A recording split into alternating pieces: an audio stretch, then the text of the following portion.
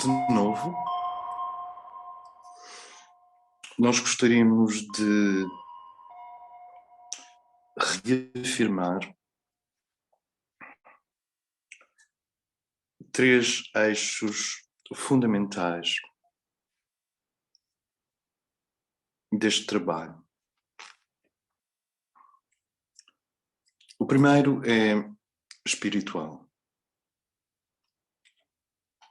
O segundo é moral. E o terceiro é ético.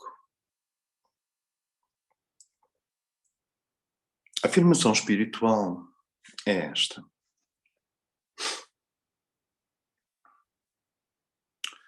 Para nós, emissores, e esperamos que receptores, este trabalho assenta no princípio fundamental da unidade transcendente de todas as coisas. Isto é, não existem dois absolutos. Apenas um absoluto. E este absoluto sonha a realidade, gera a realidade. Isto significa que tudo o que vamos fazer e tudo o que vai ser afirmado assenta num princípio superior de não dualidade. Tudo o que se passa e as enigmáticas histórias e os enigmáticos factos que vamos aprofundar passam-se dentro, sem diáspora, sem estigma, sem exílio, sem condenação, passa-se dentro de um coração infinito e de uma mente infinita. Portanto, a pedra de fundação espiritual desta ousadia, que são estes encontros, é estritamente a consciência de que no nível profundo, no último nível do universo, não do universo, no último nível do que gera o que quer que seja, está um. E esse um é absoluto em relação aos muitos. E não há dois absolutos, mas apenas um. Isto é para a mente e para o coração. É para a paz da mente e para a compaixão do coração. A segunda afirmação é moral. Nós não sabemos se os extremos outros, os outros em estados, os outros que ocupam um extremo do espectro,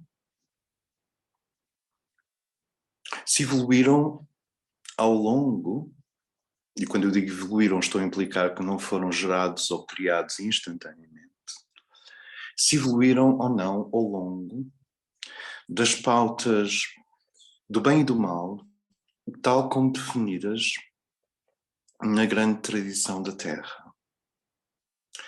Na tradição primordial, a espinha dorsal que atravessa o melhor de nós e o melhor das civilizações. Então nós não sabemos se os termos malevolente e benevolente se aplicam, de onde que a nossa apreciação não é acerca das intenções morais destes visitantes, mas da ação benigna, tóxica ou neutra junto a nós. O terceiro ponto é ético.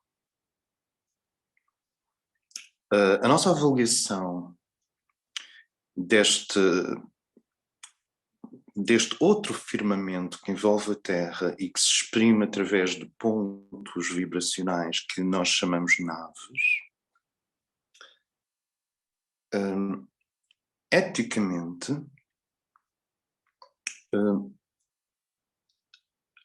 o critério é a dignidade humana, tal como definida pelos seres humanos para os seres humanos.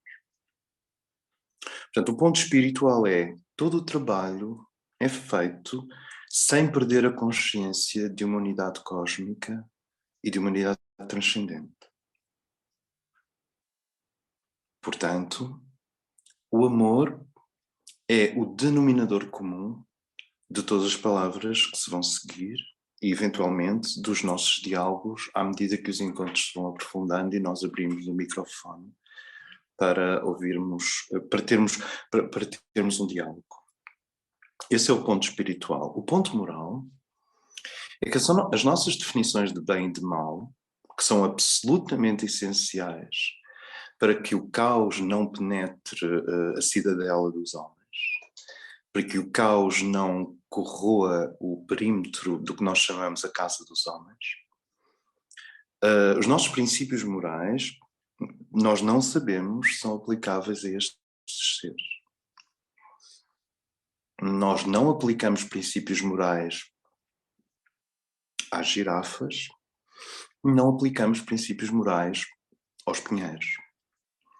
E, portanto, nós vamos reservar-nos de afirmar de uma forma absoluta, inquisitorial, se estas visitações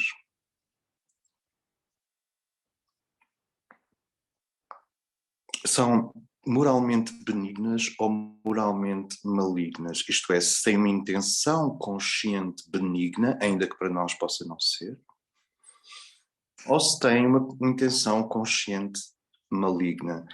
Eu proponho suspender esse pensamento. O terceiro ponto é que os seres humanos são a entidade mais complexa que nós conhecemos. Alguns cogumelos e alguns polvos tentam rivalizar, mas não. Os seres humanos são a entidade mais complexa que nós conhecemos. Têm o direito ontológico de definir-se a si mesmos. E, portanto, têm o direito de definir os parâmetros da sua dignidade e daquilo que nos humaniza ou nos desumaniza. E eu estou a repetir palavras do segundo encontro. Então, estas são as premissas. A outra premissa é que na busca de eliminar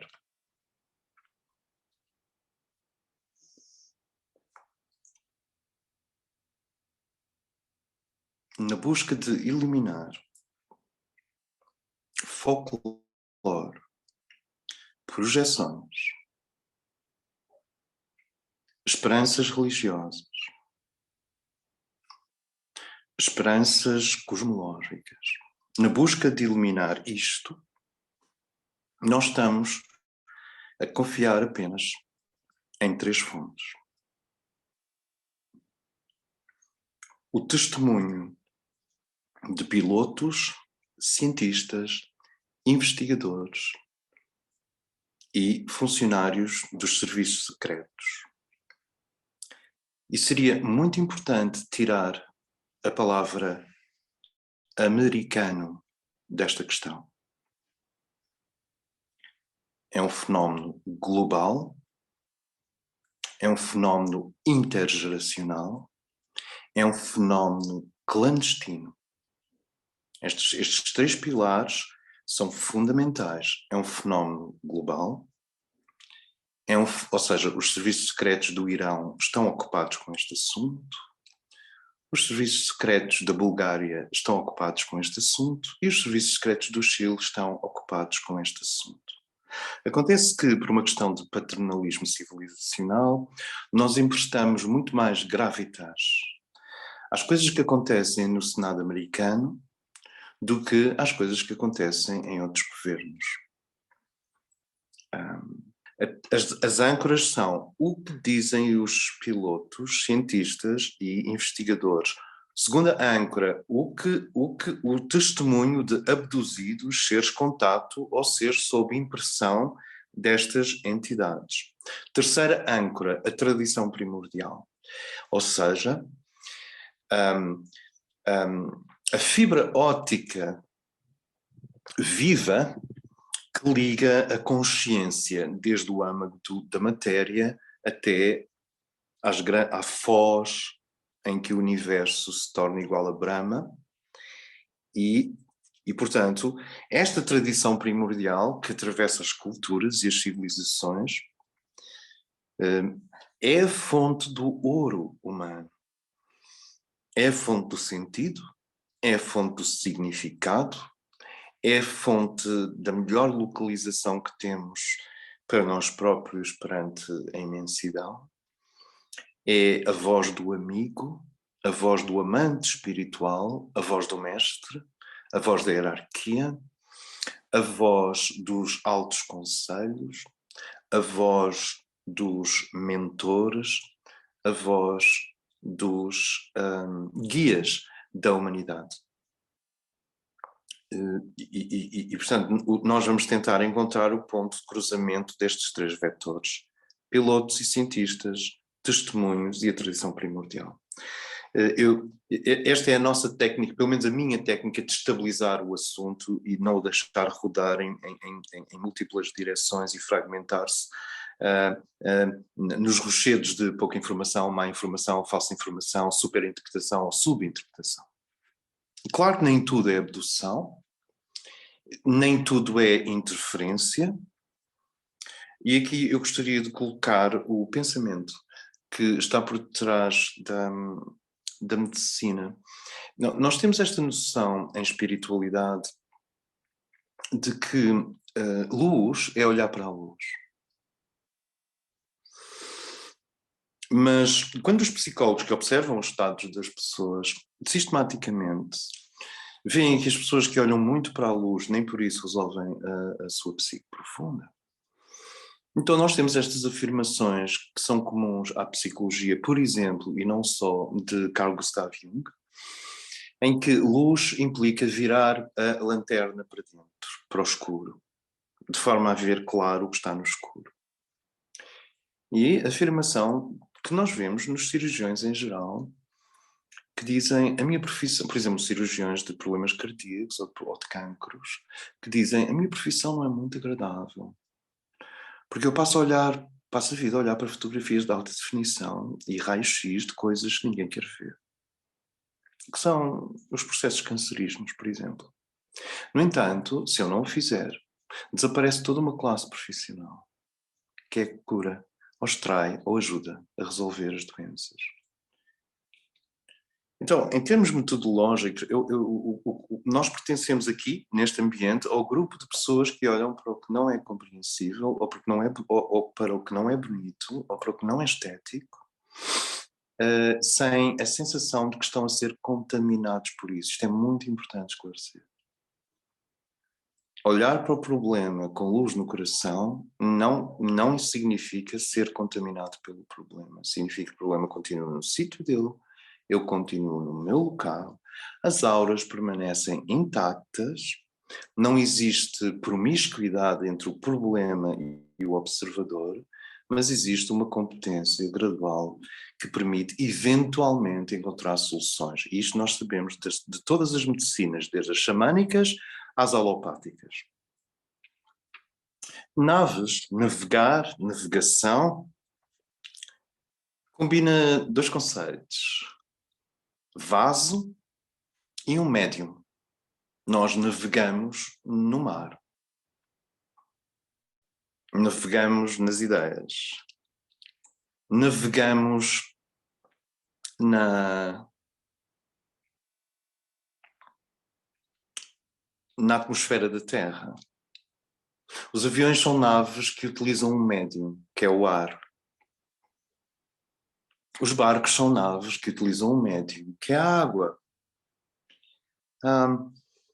talvez os intelectuais sejam seres que tentam navegar num médium que é o mundo mental terrestre. Comboios navegam sobre carris de metal. Sim.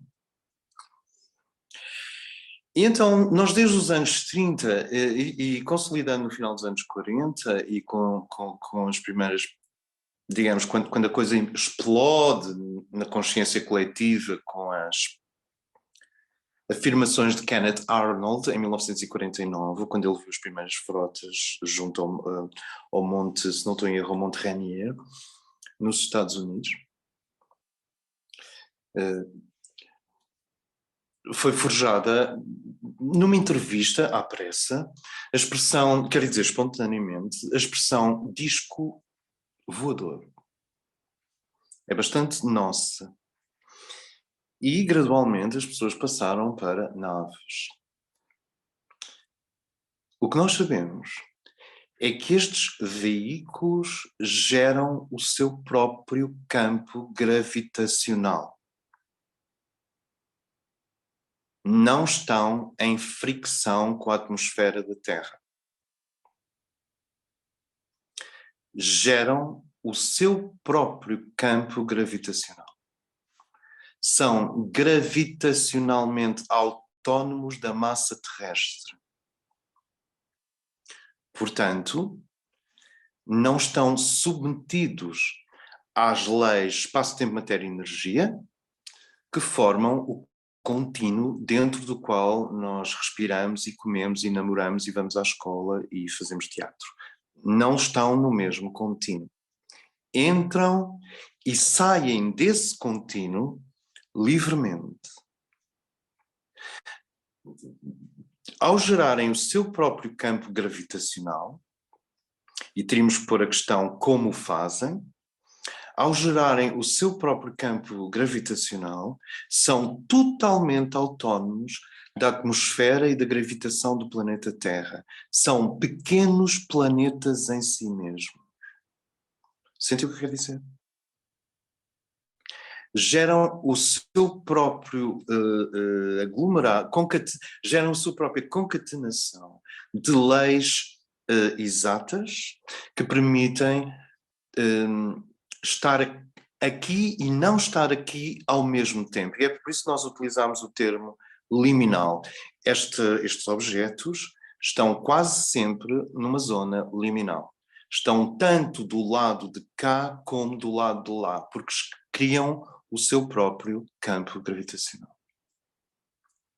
Existe uma série de teorias sobre como é que se movem. Uma das mais consistentes é o facto que eles fazem colapsar o campo gravitacional que geram à frente e estimulam-no atrás. Isso significa que eles estão constantemente a cair e constantemente a continuar. Não sei se me faço entender. E é por isso que vocês observem que a maior parte das naves tem um ângulo de 23 graus. Ou seja, as naves raramente aparecem assim, aparecem quase sempre assim. Movem-se assim. Tem uma queda à frente, não tem frente nem traseira, exceto eventualmente as triangulares e as tubulares, mas não, fundamentalmente o que nós vemos é as naves deslocarem-se para a frente, mas inclinadas para a frente. Já viram estas fotos? Há um ângulo de 23 graus. E porque geram o seu próprio campo gravitacional, os fotões do Sol, dos holofotes e dos teus olhos, quer dizer, os fotões que batem nestas superfícies e depois têm aqui na direção do teu globo ocular, são distorcidos e não fazem a viagem comum do fotão a bater num objeto dentro do nosso campo vibratório. O que é que nós sabemos sobre visão? Sabemos que nós vemos sempre o que a luz nos permite ver. Ver coisas tem a ver com uma série de acertos entre estrela ou fonte de luz, objeto, angulação e depois os fotões têm que chegar ao teu olho. Em astronomia sabemos disso, sabemos que as estrelas visíveis são estrelas que emitem luz suficiente para impressionar o olho. Quer dizer, há fotões suficientes para serem captados pelo nosso olho. Então, uma das perguntas clássicas é: porque é que não temos boas fotografias destes objetos? Porque os fotões não se comportam à volta deles como se comportam à volta de um poste de eletricidade ou da fachada de um edifício. Os fotões são distorcidos. Então observamos duas coisas. Elas tornam três coisas. Acompanhem-me aqui. Primeiro, tornam-se facilmente invisíveis porque não devolvem fotões. Absorvem-nos. Porque têm um campo gravitacional autónomo. Tornam-se difusas, como esborratadas no ar. Lembram-se das fotos difusas? Porque devolvem apenas parte dos fotões, mas não o espectro integral da luz que bate neles. Portanto, facilmente se tornam difusas. Terceiro, desaparecem out of the blue. E aparecem out of the blue. Aqui as coisas ficam mais complicadas, porque extraterrestre é uma expressão extremamente vaga. É quase como quando te perguntam: estás bem? E tu dizes: estou bem. Extraterrestre é uma expressão ineficiente, pouco diz o que não são. Não são terrestres da superfície do nosso planeta, não têm a mesma história biológica que nós, não pertencem aparentemente à mesma árvore da vida. Eu não estou a falar da cabala, estou a falar da árvore da vida da biologia. E, portanto, ao dizer extraterrestre, dizemos muito, muito pouco. Mas, obviamente, tem uma coerência biológica suficiente para dizermos que não é nenhum produto da biologia da Terra. Há componentes que os afastam do nosso ADN. E quando dizemos extraterrestres, teríamos então que dizer extrabiologia terrestre. Isto é útil? E o que é que sabemos? Sabemos que não têm aparelho digestivo, que assimilam nutrientes pela pele e excretam pela pele.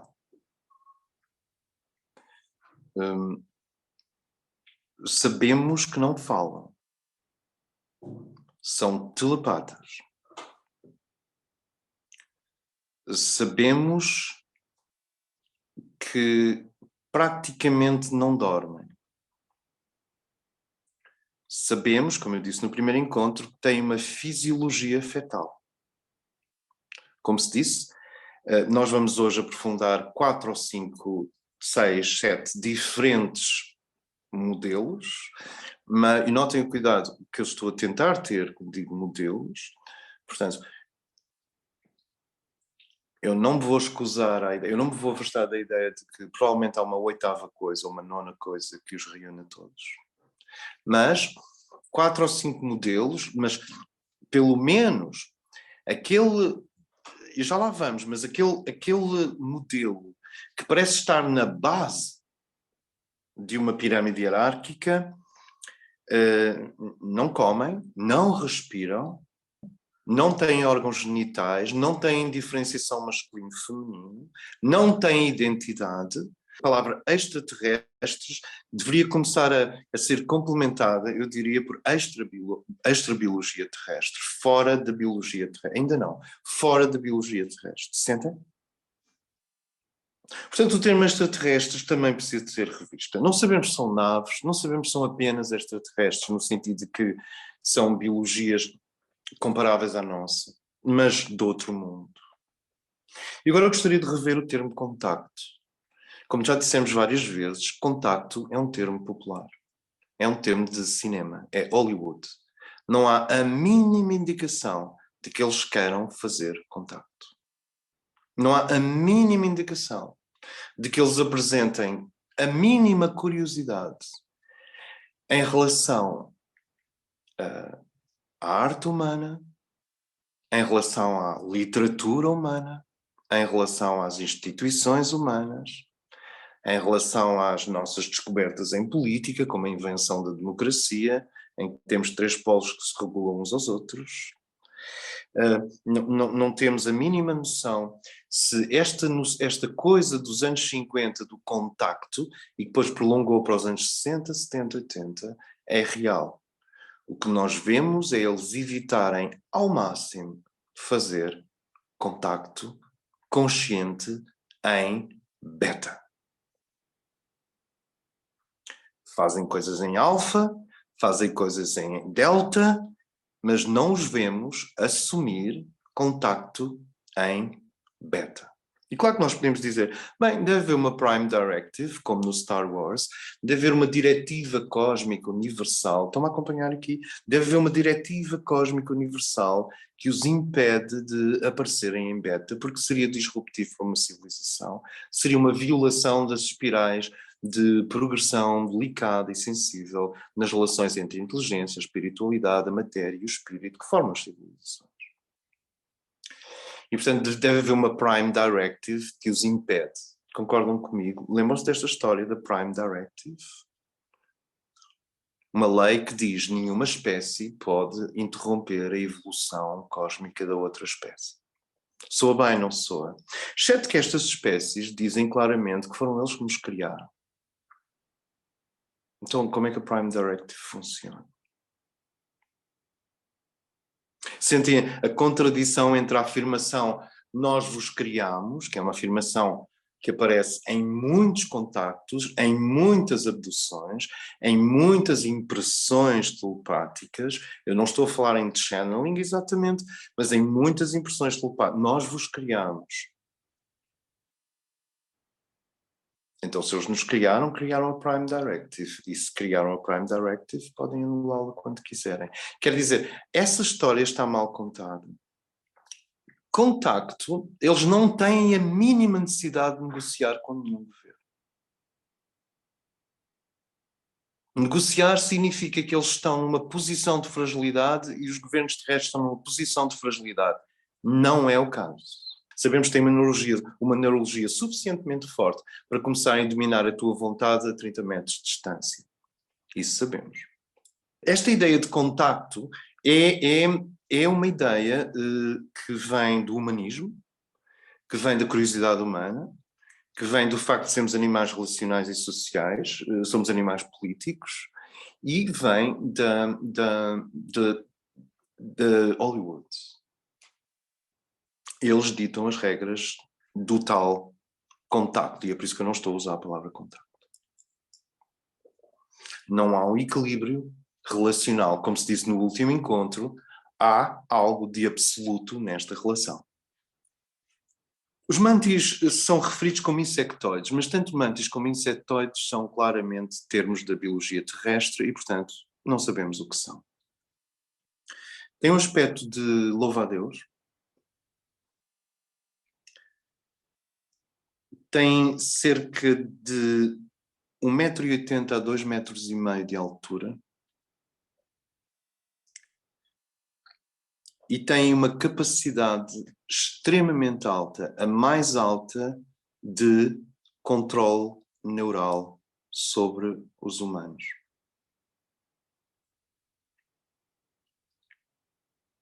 Só comunicam telepaticamente.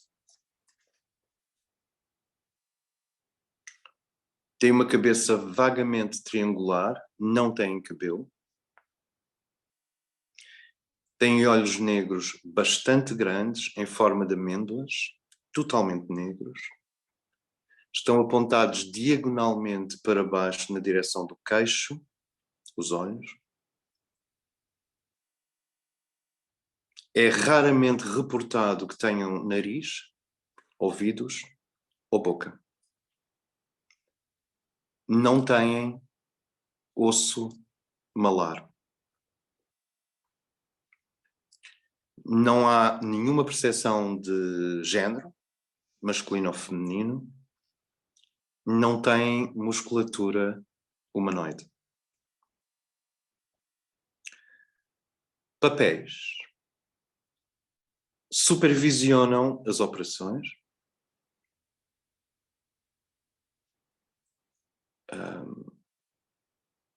Dão ordens, não recebem ordens. Parecem estar no comando.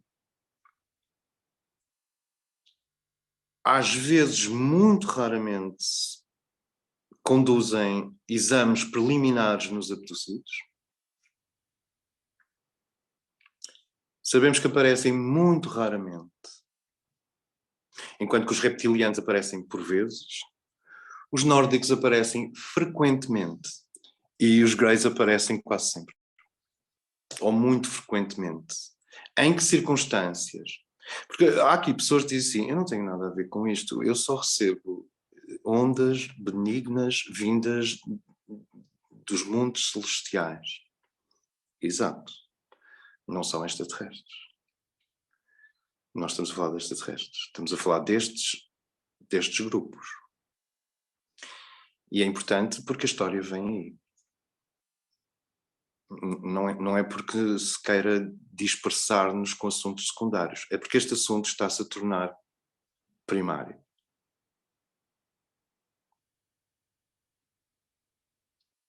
Mas isto é o resultado de uma investigação. Não são pessoas a dar opiniões. Sentem a diferença? De outra forma não sabemos de que falar, porque há pessoas que dizem os reptilianos são lindos, salvaram uma vida. Isso é o que elas dizem. Depois é preciso ir lá ao fundo. E há pessoas que dizem os nórdicos são anjos, está bem, agora vamos lá ao fundo. Portanto, há uma diferença entre o que as pessoas dizem no nível consciente e o que se passou de facto. De outra forma, estamos no mundo das opiniões ou dos screen memories. Eu vou-vos dar um exemplo, se bem que isso fica para a parte da abdução ou da aproximação. Há pessoas que dizem, eu não sei, eu sei que de repente havia um mocho dentro do meu quarto. Havia um veado à janela do meu quarto. Havia um cão com os olhos enormes. Eu acho que era tantas crianças começam por ver um animal. Portanto, eles, na noite em que acontece uma abdução,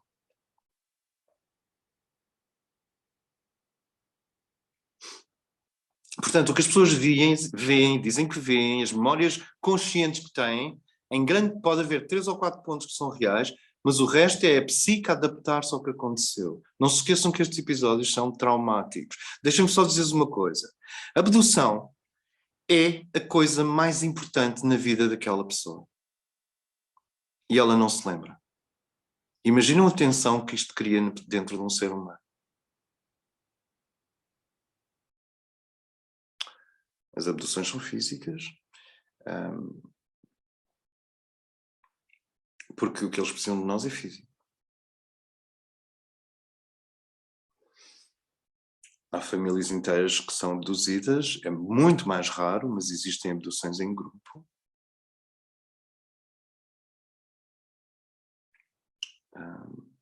Portanto, existem muitas interferências que não chegam. E depois a definição de abdução não é só a bordo de uma nave, não sei se me faço entender.